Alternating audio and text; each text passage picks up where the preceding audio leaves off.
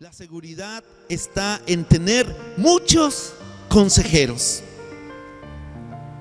La seguridad entre nosotros como iglesia es tener muchos servidores, muchos obreros, muchos consejeros que puedan decir: pastor, hagamos esto, pastor, yo tengo una idea, Dios me habló, yo leí en la Biblia y Dios me reveló que hiciéramos esto, aquello, que empezáramos a hacer esto, aquello. Entonces, en esa multitud de consejos, en esa multitud de propuestas, ¿verdad?, nuestra iglesia puede llegar a ser más fuerte. Las iglesias que carecen entonces de servidores y líderes, ¿saben qué es lo que pasa? Que están sobrecargados, están tensos y están demasiado cansados para una nueva visión, para el trabajo en la iglesia. Yo puedo estar muy motivado y decirles: hermanos, hay una gran cosecha, vamos a trabajar, vamos a estar abriendo células, vamos a estar capacitando más gente. Pero los líderes, los servidores que están ya bien cansados dicen: no, pastor, ya estoy bien cansado. No, jefe, ¿verdad? Jefe, ya estoy muy cansado, ya, ¿verdad? Hay gente que ya no quiere trabajar en el ministerio. ¿Por qué? Porque le pasa lo de, ¿verdad?, el jefe: estoy bien cansado, ¿verdad? Y la verdad es que nosotros, para mantener ministerios saludables, necesitamos involucrar más gente. Hay 3 principios que yo enseño en Iglesia con Propósito. A lo mejor muchos no han llegado, algunos ya pasaron por ahí, que enseñamos en cuanto al ministerio. Y número 1 es que usted lo puede hacer, ¿verdad? Usted puede hacerlo todo en un ministerio, pero no lo puede hacer solo. Usted puede hacer ciertas cosas en el ministerio, pero no lo puede hacer solo. Siempre necesitamos de un equipo que se levante. Si no hay un equipo de trabajo en un ministerio, mejor no lo abro yo. ¿Por qué no se ha abierto la red de varones? Porque no tengo un equipo. Y hasta que yo conforme ese equipo, y ese equipo, nosotros no vamos a poder abrir algo. Yo puedo hacerlo, pero no puedo hacerlo ¿qué? Solo. Yo necesito de más personas. Tú necesitas de más personas que te ayuden, que estén involucradas en el ministerio. Segundo, que la iglesia merece líderes y servidores que ministren, amen a la gente, que sirven. No simples guías que controlen las multitudes. Yo siempre he creído esto, ¿verdad? Que la gente a la cual ministramos se merece buenos ministros, preparados, capacitados, pero también que amen la iglesia, que amen a las personas que ministran, que se puedan entregar en alma, cuerpo y mente, pensando qué más hacer por el hermanito, qué más hacer por mi grupo, por los jóvenes, por los niños, por los músicos, por los ujieres, por los de la cafetería, qué más ofrecemos. Necesitamos, la iglesia merece, nuestra congregación merece líderes y servidores que ministren y les amen y les sirvan con todo su corazón. Entonces, usted puede hacer el ministerio, pero no lo puede hacer solo. La iglesia merece líderes y servidores que ministren y amen a la gente que sirven. 3, Dios tiene a los siervos, ya tiene a sus siervos, pero tenemos que buscarlos. Tenemos que buscarlos. Y yo platicando hace tiempo con el pastor Giovanni Mora, yo le decía acerca de él exponía algo así acerca de este tema. Y decía que nosotros tenemos que buscar los líderes. El punto era que hay que orar por los obreros, hay que orar por los líderes. Sí, pero también él decía, también hay que provocar su llegada. O sea, es ir y buscarlos, ir a invitarlos, involucrarlos y ayudarles. Decir: ok, yo te capacito, yo te ayudo, yo les enseño, pero a veces hay que provocar la llegada de esos siervos. Sin embargo, entonces, nuestra misión va a ser buscar más siervos. Y en este tiempo vamos a estar llamando a personas a hablar con ellas, invitarles al ministerio. Sin embargo, hay ciertas cualidades que nosotros debemos de observar en estos futuros servidores y líderes. Ahora, no vamos a pedir cosas de carácter, cosas imposibles, ¿verdad? Porque yo sé que cuando ellos se involucran, esto, el Espíritu Santo empieza a desarrollar en cada corazón. Hay cosas de carácter, pero hay cosas tan sencillas, porque si nosotros pensamos cuando Jesucristo llamó, ustedes saben que Jesucristo tomó un tiempo para orar por sus 12, ¿cierto o no? Y después que fue a buscarlos. Sin embargo, cuando ve a Andrés, a Jacobo, y después van con Pedro, después con Judas, era Mateo, ¿verdad? Que era un cobrador de impuestos y que tenía mala reputación. No era gente que tú dirías de gran testimonio. Pero claro, iban a estar con el maestro. El maestro iba a santificarlos. El maestro les iba a enseñar, los iba a pulir. Ahora, hay ciertas características que solamente nosotros, y hoy voy a enseñar estas 6 características, cualidades iniciales en las que nosotros debemos de orar y observar para buscar estos obreros y llamarlos al ministerio. Y cuando usted tenga una persona, lo que tiene que hacer es, pastor, ir a los pastores, a nosotros, y decirnos: vea, acá hay un joven, acá hay un hermano, acá hay una hermana que quiere servir, ¿usted cómo la ve? Porque no es que nada más vamos a meter gente por meter, ¿verdad? Hay cosas que nosotros observamos en la gente y decimos: ok, sí, dele tiempo, o ok, llámela, invítela. Porque nosotros nos acercamos a las personas y sabemos muchas veces el corazón de ellas. Entonces, ¿cuáles son esas cualidades iniciales por las que nosotros debemos de orar, pero también a su vez tenemos que observar para poder llamarlos al ministerio? Entonces, ¿qué cualidades tiene que tener este obrero que nosotros buscamos? Bueno, número 1, lleno del Espíritu Santo. Vean, nosotros no podemos hacer la obra de Dios si no es a la manera de Dios. Dios ya puso sus requisitos para la gente que le sirve.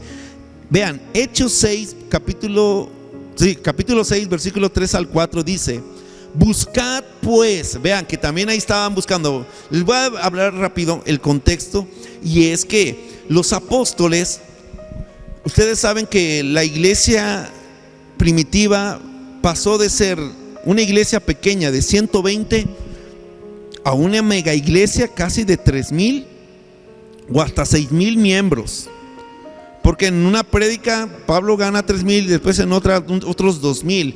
Entonces, los apóstoles hacían todo el ministerio.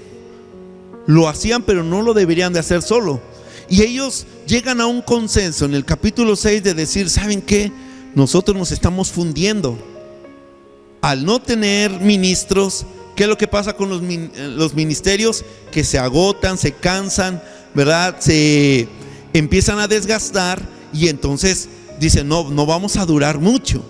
Entonces en el versículo 3, ¿verdad? Pedro dice: buscad pues, hermanos, de entre vosotros a 7 varones de buen testimonio, llenos del Espíritu Santo y de sabiduría, a quienes encarguemos de este trabajo, y nosotros persistiremos en la oración y en el ministerio de la palabra. Porque los apóstoles estaban predicando, estaban orando por la gente, estaban ministrándole, pero por otro lado tenían que estar sirviendo las mesas, estar haciendo otros servicios. Entonces, para servir las mesas, para servir al pueblo, ¿verdad? Dijeron: busquen 7 varones que tengan buen testimonio, que sean llenos del Espíritu Santo y de sabiduría, nada más para servir las mesas.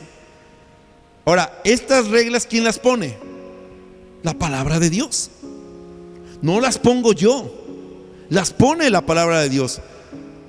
¿Por qué una persona llena del Espíritu Santo? Porque no podemos dar lo que no tenemos. Y esta obra, mis hermanos, tiene que ver con Dios, no con nosotros, con palabras humanas.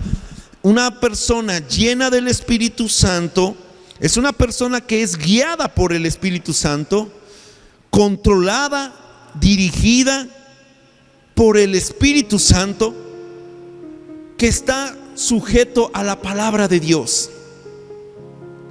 Si tú eres una persona que obedece la palabra de Dios, que quiere agradar a Dios en lo que hace, y que cuando escucha una predicación y Dios te pega fuerte, no lloras, no te quejas, no dices el pastor lo dice por mí, obedeces, cambias tu actitud, eso quiere decir que tú estás lleno del Espíritu Santo, porque te estás dejando ¿qué? Guiar, mover, ministrar por el Espíritu Santo. Y esta es una persona llena del Espíritu Santo. No es una persona que está hablando lenguas a cada rato o que está con un fuego ahí.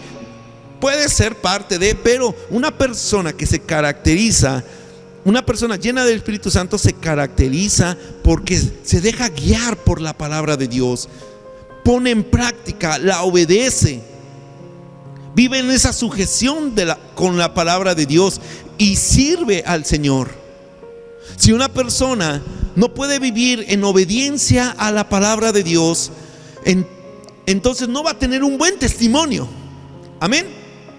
Una persona que quiere aún vivir su vida como él quiere, no va a tener un buen testimonio. Por eso es que aquí el fundamento es ser lleno del Espíritu Santo, para que esa persona tenga un buen testimonio y después pueda obedecer al pastor o al líder al cual también sirve. Porque si tú estás sujeto al Espíritu Santo, a Dios mismo, que no ves, vas a sujetarte a aquel líder que Él ha puesto, que sí ves. Pero cosa contraria, si no obedeces al Espíritu que no ves, mucho menos, ¿verdad?, al líder que vas a ver. Por eso es que se necesita una persona llena del Espíritu Santo. Segunda cualidad, sabiduría. Ahora, yo tengo que ser un sabio, un erudito, un gran... No, vamos a ver qué se está refiriendo esta sabiduría. Esta sabiduría claramente está sujeta al temor de Dios, a la palabra de Dios, a la obediencia a Dios, a seguir el consejo de Dios. Una persona sabia, un hijo de Dios, lleno de sabiduría, le hace caso al consejo de la palabra de Dios. Pero Santiago, capítulo 3, versículo 17, nos dice y nos describe la clase de sabiduría que está hablando los apóstoles, que necesita un obrero. Y dice así: sin embargo, la sabiduría que proviene del cielo es, ante todo, pura y también ama la paz. O sea, es algo genuino. Tú sirves. Cuando habla de sabiduría, es que tus intenciones no son malas, son puras, incondicionales para servir a Dios. Que no eres una persona contenciosa, pleitera, porque ama la paz. Vea, sígame. Siempre es amable. Para servir a Dios se necesita ¿qué? Amabilidad. Se necesita ser amable si nosotros estamos sirviendo en cualquier ministerio. Dice, y dispuesta a ceder ante los demás, que muchas veces van a buscar pleito. Ok, está bien, vamos a hacerlo como tú me lo estás pidiendo, aunque tú tengas una opinión diferente. Pero este es sabio. Esta es la sabiduría que nosotros necesitamos. Dice, está llena de compasión. Otra lo voy a hablar más, un poquito más desarrollado. Dice, y de fruto de buenas acciones, no muestra favoritismo y siempre es sincera. Un fruto de buenas acciones, pues estamos hablando de siempre querer ayudar a la gente, de siempre tener un buen testimonio, siempre ser esa persona, ¿verdad?, que ayuda incondicionalmente a las personas, que no tiene favoritismo de que, ay, si nomás tú y yo cantamos y tú y yo somos la argolla y aquí nadie más entra al grupo de alabanza o al equipo de adoración kids, ¿verdad? Solamente nosotros, porque ya vamos a hacer un monopolio, nadie más nos va a contaminar. No es así, no debe de haber favoritismo, porque eso no es sabio. Entonces esa es la clase de sabiduría a la cual nosotros tenemos que ver que esa persona siempre va a estar siendo amable, sus intenciones van a ser puras, va a estar dispuesta a servir a los demás con compasión, etcétera, etcétera. Entonces, necesitamos observar que sean llenos, dirigidos por el Espíritu Santo, que tengan esa sabiduría, pero también que tengan fidelidad a Dios, que sean fieles a Dios. Y hablamos la fidelidad de Dios en lo práctico, ¿verdad? Porque yo sí les digo, ¿cuántos son fieles a Dios? Todos, amén, ¿verdad? Pero en lo práctico estamos hablando de ser una persona constante en congregarse. Una persona fiel va a ser una persona que constantemente se va a estar congregando, que va a estar diezmando u ofrendando. ¿Cuántos son fieles a esto? Porque estos son mandatos y ordenanzas de Dios. Y sobre todo, que tengan una comunión diaria con Dios, una vida devocional diaria con Dios. Estas son características, ¿verdad?, que hablan de esa fidelidad a Dios. Salmos 101, versículos 6 y 7 dice: buscaré a personas fieles para que sean mis compañeros. Vea, tú y yo trabajamos a la par del Señor. Somos compañeros de Jesucristo, del Espíritu Santo cuando nosotros servimos. Y dice, el Señor mismo busca a personas fieles para que sean mis compañeros. Solo a los que sean irreprochables se les permitirá servirme. No permitiré que los engañadores sirvan en mi casa, y los mentirosos no permanecerán en mi presencia. Cuando nosotros, claramente una persona que se va a involucrar en las cosas de Dios tiene que ser un nacido de nuevo. Una persona, ¿verdad?, que ya hayan sido lavados sus pecados por medio de la redención en Jesucristo, por medio de la fe, que tú hayas confiado en Él. Entonces ya no hay reproche. Ya usted es amigo de Dios, pero tiene que manejar y trabajar en su fidelidad a Dios, de permanecer a pesar de las pruebas, a pesar de la escasez o a pesar de la abundancia de las bendiciones. Porque a veces somos más fieles en la escasez, en los problemas, nos acercamos más a Dios, pero cuando vienen las bendiciones, viene la prosperidad y todos nos olvidamos del Señor. Empezamos a ser infieles al Señor. Entonces la fidelidad es muy importante observarla en los hermanos. Es una persona que usted está viendo que está cambiando, o que es una persona que está siendo llena del Espíritu Santo. Una persona sabia que se comporta amablemente, ¿verdad?, que es compasivo. Una persona que es fiel y constante a la iglesia. Es personas que hay que estar observando, y también su relación con Dios. Pero también otra cosa que hay que hablar y que ver en ellas es la disponibilidad. Que haya disponibilidad en ellos. Porque de nada decir, sí voy a servir, pero no puedo los lunes, ni los martes, ni los miércoles, ni los jueves, ni los viernes, ni los sábados, y solamente los domingos puedo de 4 a 6. No hay disponibilidad. Entonces uno tiene que salir de la comodidad. Digan, salir de la comodidad. Hay muchos cristianos que están cómodos en las sillas, están cómodos viniendo cada domingo. Entonces esto no debe de ser así. ¿Por qué? Porque Jesús no vino del cielo y estuvo en la tierra cómodo, sentado en un trono o en una piedra, en una montaña muy alta, y ahí estaba todo, ¿verdad?, pidiendo que los enfermos vinieran a Él. Venid a mí todos, vengan. Y que la gente que necesitaba un consejo o necesitaba de sanidad o un milagro vinieran a Él. No, Él no estaba cómodo. Vean lo que en Mateo 9, versículo 35 dice: Jesús recorría ¿qué? Todas las ciudades y aldeas de esa región. Él estaba cómodo. Él estaba ahí sentado en una sinagoga y ahí. No, dice que recorría, caminaba. Él, ¿verdad?, salía de su comodidad e iba a las ciudades e iba a las aldeas. No estaba cómodo. ¿Y qué es lo que hacía? Enseñaba en las sinagogas y anunciando la buena noticia acerca del reino, y sanaba toda clase de enfermedades y dolencias. Iba ahí por las calles, iba ahí, ¿verdad?, en los barrios, en las aldeas, buscando personas, hablando la palabra de Dios. Había disponibilidad. Y lo que demanda Dios en nuestras vidas es solamente que estemos dispuestos a recorrer las aldeas, a recorrer, ¿verdad?, este camino que viene siendo el del servicio. Entonces debe de haber esa disponibilidad, pero también tiene que haber compasión. Y compasión es, en pocas palabras, amor en acción.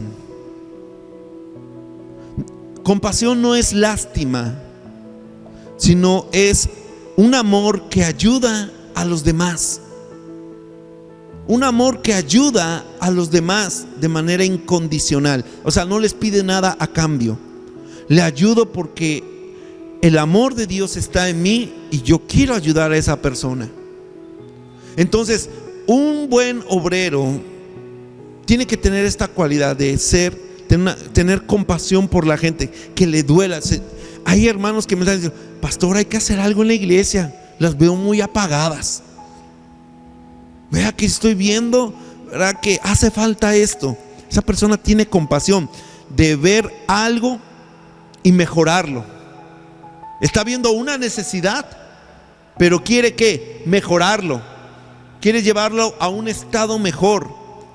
Vean lo que dice la palabra de Dios ahí mismo en Mateo 9, pero el versículo 36 dice: cuando vio las multitudes, Jesús les tuvo compasión, porque estaban confundidas y desamparadas como ovejas sin pastor. Él le afligía el estado en el que estaban las almas, las personas. Ellas estaban confundidas y desamparadas. Y dice: y yo puedo guiarlas, darles luz, enderezar sus caminos y acompañarlos, darles mi presencia para que nunca estén solos. Entonces, la compasión va a ayudar a mejorar una vida, un ministerio, a un estado mejor. Es que veo que aquí hay una necesidad. Bueno, yo tengo compasión para con esas almas y quiero ayudarlos. Y que el propósito tuyo sea que cuando tú ya no estés, hayas dejado mejor ese ministerio de cómo lo encontraste. Que hayas hecho un aporte, hayas dejado huella, o como ayer hablábamos, hayas dejado un legado. Esto es una persona que piensa en amor, en ayudar.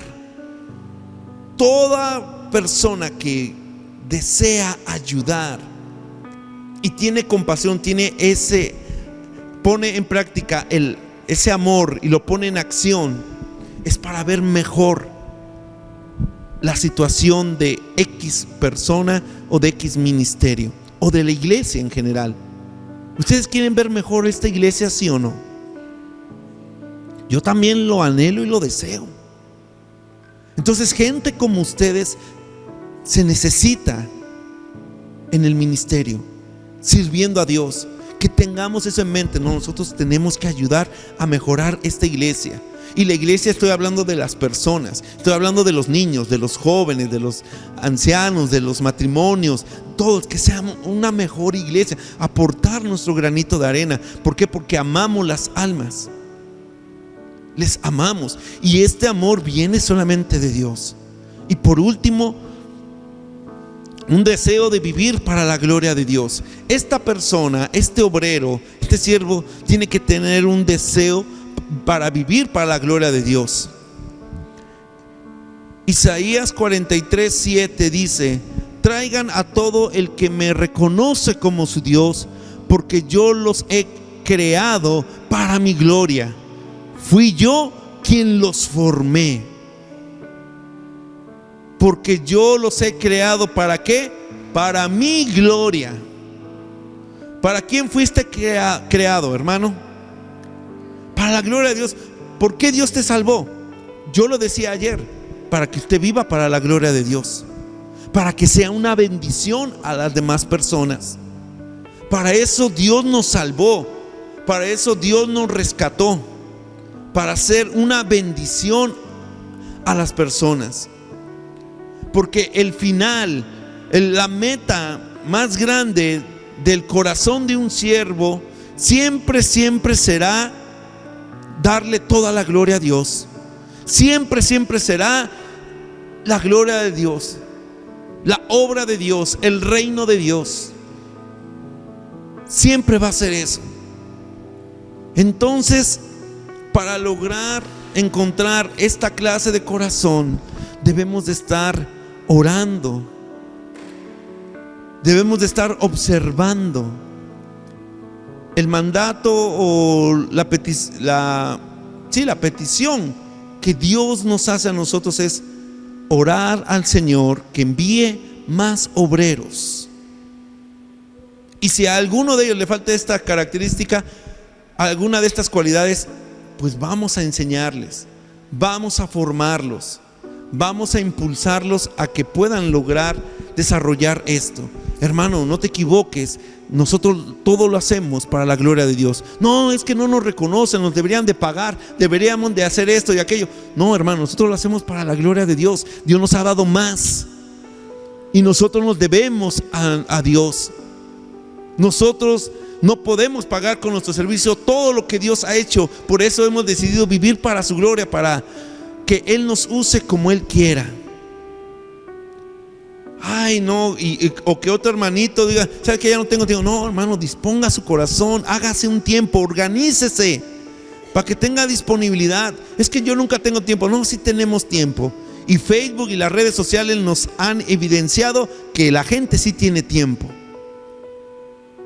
Hay gente que dice, no tengo tiempo para Dios, y ya pasó como 2 horas viendo videos de TikTok, viendo Reels, shot de YouTube, así, de a 10 segundos, de a 20 segundos que los van pasando, se dan cuenta y a veces ha pasado hora y media.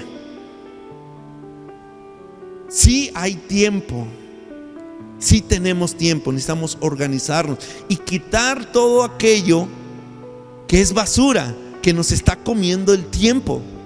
Sí hay tiempo. Hay gente que trabaja, lo que sea, ¿verdad? Un ejemplo en mi casa es Eliú, ¿verdad? Que alguien tiene que trabajar en la familia, ¿verdad? Se sale de temprano, 6:30, agarra la bici y llega bien temprano al trabajo, casi media hora antes, ¿verdad? ¿Y qué? Otra está aquí. Sí hay tiempo. Y también duerme un montón y come un montón, ¿verdad? Y se va a jugar fútbol. No ha perdido su juventud, creo. Y si algún día dice, es que voy a ir acá, va.